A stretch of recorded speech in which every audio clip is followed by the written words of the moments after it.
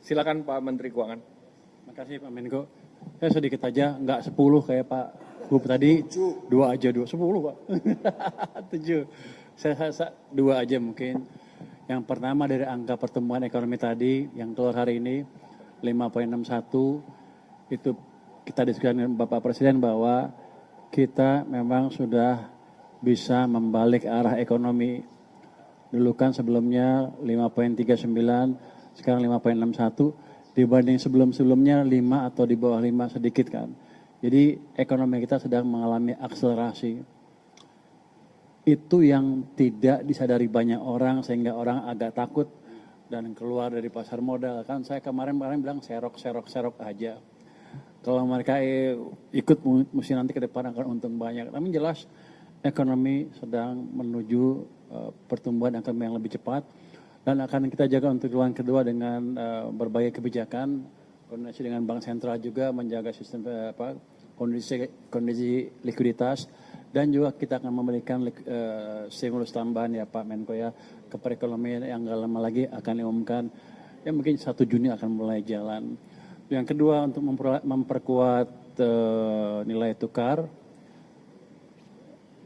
kami juga akan menerbitkan bond dalam panda bond di Cina dengan bunga yang lebih rendah sehingga kita tidak tergantung terlalu banyak ke dolar lagi. Jadi diversifikasi kita akan lebih baik lagi ke depan. Jadi prospek kita bagus, teman-teman semua nggak usah takut. Tadi Pak Presiden juga bilang sama saya suruh sampaikan pesan bahwa uang saya cukup, duitnya banyak, jadi Anda nggak usah takut. Terima kasih Pak.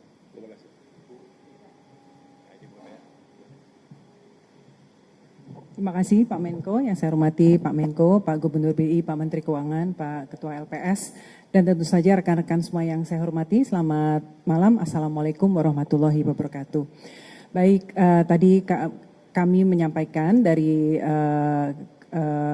forum tadi, pada intinya kalau dari kami menyampaikan mungkin concern dari yang disampaikan oleh Pak Menko tadi terkait dengan pasar modal, dapat kami sampaikan kalau teman-teman lihat terjadi outflow ya karena memang saat ini kondisi dari faktor geopolitik dan geoekonomi secara global di mana tentu kalau dari the Fed higher for longer makanya pada outflow. Namun selama kita yakini fundamental kita baik ya, kita harapkan ini akan bisa berbalik.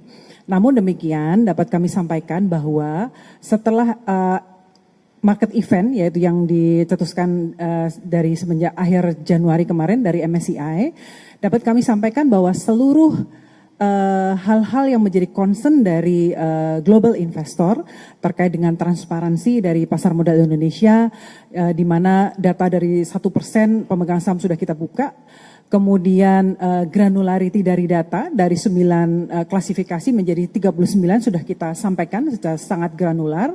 Kemudian ultimate beneficial owner juga sudah kita sampaikan dan juga satu lagi terkait likuiditas yaitu untuk free float di atas 15% dengan stages yang kita sampaikan.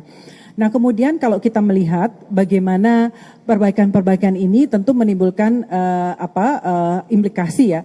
Kalau kita lihat nanti mungkin sebelumnya saya sampaikan saat ini kalau teman-teman memperhatikan indeks harga saham gabungan, pergerakannya sudah inline dengan indeks-indeks utama seperti LQ45, IDX30 dan sebagainya. Jadi saham-saham yang sekarang pergerakannya sudah lebih ke fundamental dan kalau kita melihat nanti mungkin pengumuman di Mei ya oleh MSCI dan juga nanti di Juni untuk terkait market kita ya mungkin kalau di Maret nanti akan ada rebalancing dari indeks MSCI kita mungkin kita ya expect akan terjadi penyesuaian namun kita sampaikan ini adalah temporary